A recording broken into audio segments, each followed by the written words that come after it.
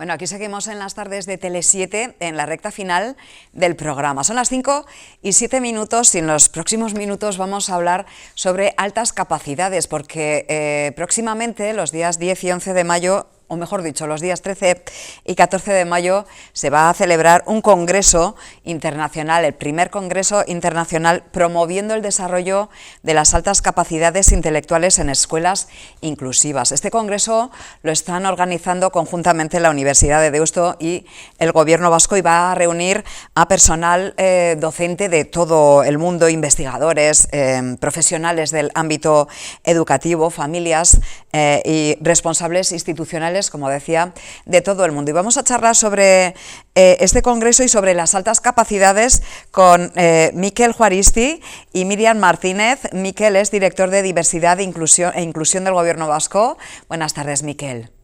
Eso, Arratsaldeon, buenas tardes. Arratsaldeon. Y Miriam Martínez es jefa de la Unidad de Apoyo al Desarrollo de Competencias Superiores de la Universidad de Deusto. Hola, Miriam, ¿qué tal? Buenas tardes, Arratsaldeon. Bueno, para contextualizar y ponernos un poquito en situación, ¿qué es tener altas capacidades?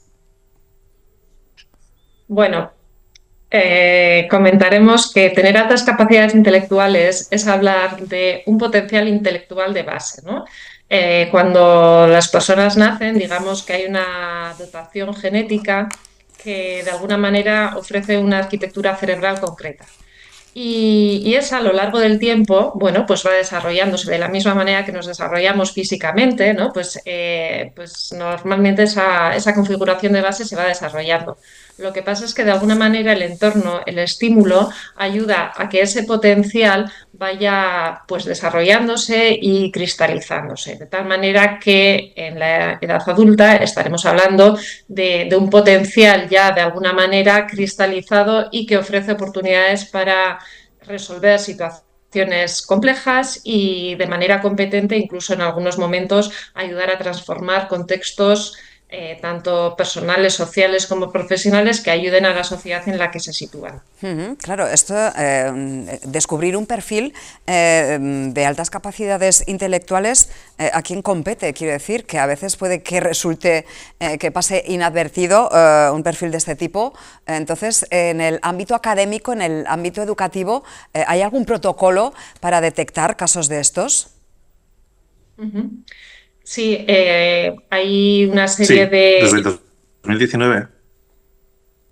Sí, Sí, Mikel, adelante, venga. Mikel. Seguí, ¿eh? Es que creo que estoy teniendo problemas de conexión porque Te escuchamos creo que voy bien. con un poquito de retardo. No sé qué tal, y a lo Sí, mejor sí vale. que hay algún retardo, pero nosotros te escuchamos bien, Mikel. Adelante. Perfecto. Sí, quería comentaros que desde el 2019 tenemos un plan de atención educativa al alumnado con altas capacidades que hemos elaborado conjuntamente con el equipo de Deusto, el equipo de Miriam, y desde entonces empezamos a pilotar primero y después ya sistematizar para que el cribado sea universal en toda la comunidad autónoma del País Vasco, y nos queda un añito para poder decir que hemos cribado a todo el alumnado de la educación obligatoria en cuanto a altas capacidades. Este cribado tiene diferentes fases que no vamos a entrar ahora a explicar detalladamente, pero para que sepan ustedes que los primeros que participan en este cribado es el profesorado que está todos los días trabajando con el alumnado en primera línea. Bueno, entonces se hace un cribado, vamos a decir, universal, y cuando se detecta un caso, ¿qué es lo que ocurre a continuación? Bueno, una vez que hay de alguna manera indicios de posible alta capacidad, precisamente el protocolo al que se ha referido Mikel lo que plantea es que hay que poner en marcha medidas que de alguna manera atiendan a las necesidades que ya se van observando en ese alumnado, ¿no? Y un poco de manera complementaria a lo que comentaba Mikel, es verdad que tenemos planteado el cribado universal. ¿Por qué? Pues porque es mejor detectar de manera preventiva, es decir, antes que surjan quizás ciertas dificultades por la falta de ajuste, ¿no? de la respuesta educativa a las necesidades que presentan.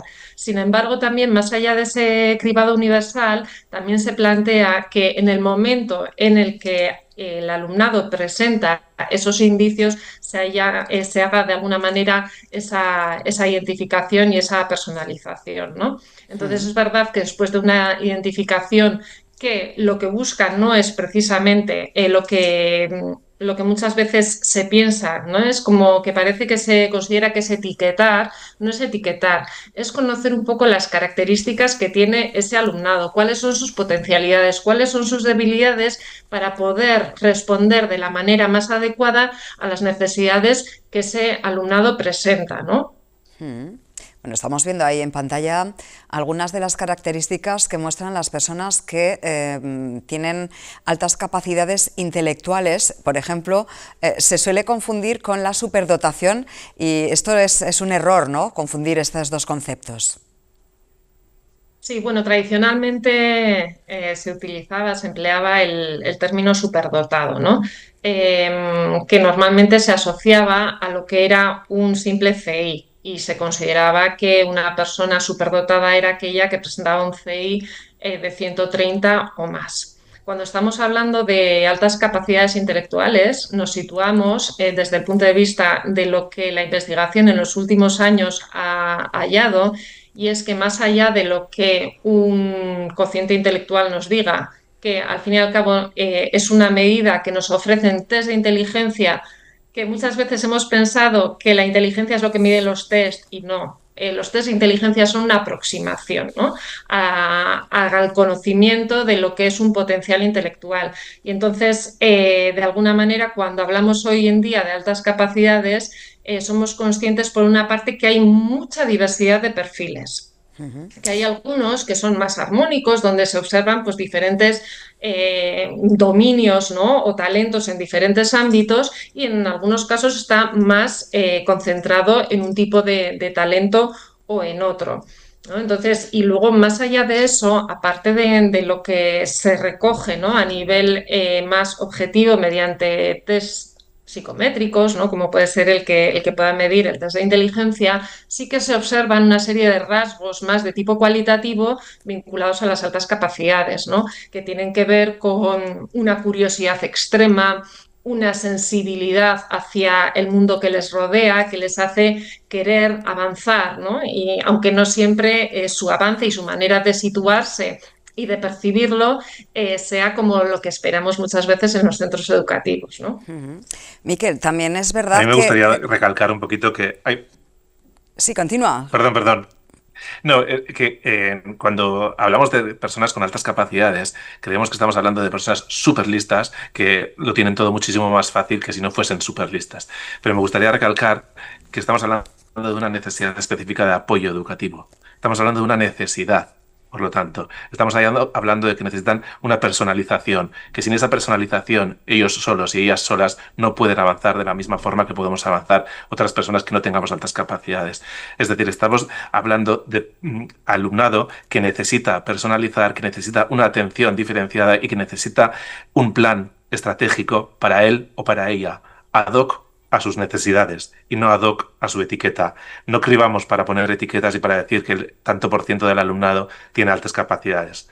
Diagnosticamos, miramos, detectamos para poder dar una respuesta más adecuada y más personalizada para que el éxito académico sea el punto a conseguir o sea la base que consigamos con este alumnado también.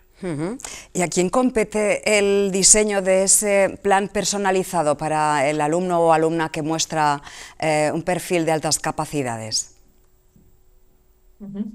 Bien, el diseño de ese plan personalizado es un trabajo en equipo, ¿no? Que realiza el tutor con el apoyo y el asesoramiento del profesorado consultor del centro educativo, de las asesorías de Berritzegune, que de alguna manera también deben supervisar y apoyar ese diseño, y que además se hace con la colaboración de la familia. Es muy importante que en la respuesta educativa haya una colaboración, una comunicación, ¿no? Entre los diferentes agentes, porque, bueno, pues como coloquialmente se dice, ¿no? Todos a una como en Fuenteovejuna, es decir, cuando la respuesta educativa va de manera cohesionada y de manera coherente entre los diferentes agentes, pues el éxito de la medida y de la respuesta educativa, lógicamente, es mucho mayor. Entonces, es muy importante que de alguna manera cada uno desde su ámbito pueda aportar, ¿no? Pues las observaciones, las necesidades que encuentra en el alumnado y que de alguna manera también pueda dar pistas y sobre cuáles pueden ser los elementos que pueden ayudar, que pueden hacer que este alumnado se sienta pues más comprometido con su propio aprendizaje, que se sienta ilusionado, que tenga ganas, ¿no? de seguir avanzando y que vaya desarrollando lo que a veces tampoco se expresa, ¿no? Que este alumnado necesita también desarrollar esa capacidad de esfuerzo, de perseverancia, porque es también lo que le va a conducir al éxito personal, a su propio bienestar, en cuanto que al final siente que más allá de tener un potencial, es capaz de lograr, ¿no? Aquello que se plantea, porque ellos tienen grandes metas, grandes logros, ¿no? Que quieren alcanzar, pero muchas veces no saben cómo. O sea, tienen la capacidad para hacerlo, pero no saben muy bien cómo. Entonces, es muy importante que les pongamos, ¿no? En ese proceso, en ese plan personalizado, de alguna manera, pues bueno, pues recursos y metodologías, estrategias que puedan apoyarles en ese proceso. Ujú. Sí, porque quizá la parte menos bonita, ¿no?, de toda esta cuestión es la falta de motivación que a veces también aparece, ¿no?, o la frustración, pues porque surge el aburrimiento y parece que el ritmo de la clase, por ejemplo, pues se les hace un poquito pesado, ¿no?, a los alumnos y alumnas que presentan altas capacidades. Por eso decíamos que se trata de necesidad, ¿no? Por eso se trata de detectar esa necesidad, porque depende del alumno o de la alumna, va a tener una necesidad u otra. Por lo tanto, es importantísimo conocer bien cuál es la realidad en la que nos encontramos para poder dar una respuesta adecuada a esa necesidad de ese o de esa niña o de ese niño, ¿no? Por eso, cuando Miriam decía que lo importante es que colaboremos entre todos, porque ese plan lo que va a recoger son las características que ese niño o esa niña tiene y cómo puede responder a esas características y a esas necesidades en concreto. Por lo tanto, ahí, de esa colaboración con la familia, que nos va a dar otra visión del niño o de la niña, va a enriquecer ese plan personalizado que vamos a hacer y vamos a poder atender mejor a las necesidades que tiene el niño o la niña. Bueno, de todo esto se hablará en el primer Congreso Internacional promoviendo el desarrollo de las altas capacidades intelectuales en escuelas inclusivas. Va a tener lugar los días 13 y 14 de mayo y que se va a mover esos días en este Congreso. Bueno, Bueno, pues lo pues primero... Ay, dale, Miquel, venga. no, lo primero, a mí me gustaría resaltar el logro de haber conseguido que los números unos de científicos o de personal universitario que está investigando a nivel mundial van a estar en Bilbao con nosotros y con nosotras, ¿no? Van a venir desde Estados Unidos, nos vamos a conectar con Australia, Países Bajos va a estar con nosotros, desde las Islas Baleares, desde La Rioja. Eh, Creo que hemos conseguido ilusionar a todos estos científicos y a que vengan aquí a aportar para poder seguir mejorando, para poder lograr un impacto social, para seguir y avanzar en la sensibilización de toda la comunidad, porque, como decíamos, desde esa colaboración es donde vamos a poder conseguir el éxito personal de de estos niños y niñas y adolescentes con tanto potencial, ¿no? Por lo tanto, creo que necesitamos sensibilizar mucho más allá de la comunidad educativa. Necesitamos conseguir un impacto social verdadero y lo que intentaremos que se mueva es la ilusión, es inspiración, es motivación a toda la comunidad educativa para poder seguir colaborando y para poder seguir mejorando el sistema educativo vasco. Bueno, una última Y luego a curiosidad. través de, Sí, sí, perdona, adelante. no, que a través de las aportaciones de los expertos y de las expertas que nos van a acompañar, vamos a lograr trabajar temas que son muy necesarios, ¿no? Es decir, cómo evitar el bajo rendimiento que muchas veces aparece en el alumnado con altas capacidades intelectuales, cómo gestionar ese mundo de emociones, ¿no? que se viven de manera tan intensa y que de alguna manera condicionan muchas veces la manera de expresarse, de actuar y de responder, ¿no? ante diferentes situaciones, incluso socialmente en el alumnado con altas capacidades. Luego también sí que vamos a poder abordar, ¿no? De la mano de una persona muy experta en el área, el tema de las dobles excepcionalidades. Es cuando conviven las altas capacidades con otro tipo de necesidades, ¿no? que puedan ser pues, una dislexia, un TDAH, situaciones de espectro autista, ¿no? Bueno, pues